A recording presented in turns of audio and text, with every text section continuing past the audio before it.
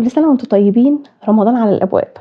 لكن للأسف يحزنني إن أنا أقول إن رمضان بيكون من أصعب الأوقات على الشخصية الطموحة والمثالية.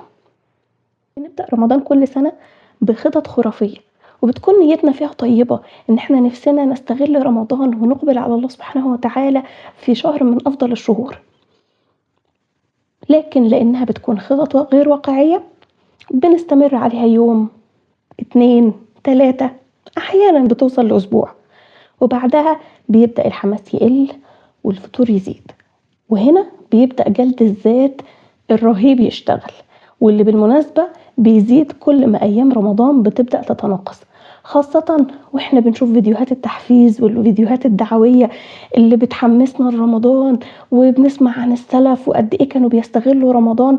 لكن للأسف احنا بنغفل حاجة مهمة جدا جدا جدا واحنا بنحط الخطط دي. بنغفل ان ربنا سبحانه وتعالى لا ينتظر مننا الكمال، لان ربنا سبحانه وتعالى خلقنا ويعلم مننا الضعف والخطأ، ويعلم ربنا سبحانه وتعالى مننا صدق اللجء لله سبحانه وتعالى.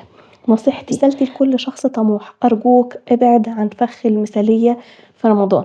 نفسيتك هي الوقود اللي بإذن الله هتقدر توصل بيها لربنا سبحانه وتعالى وتنجز بيها أعمالك في رمضان. بلاش تحرقها بجلد الذات. 2 3 بصدق أفضل من خطط غير واقعية ما بيتنفذش منها حاجة. خليك واقعي واستمتع برمضان.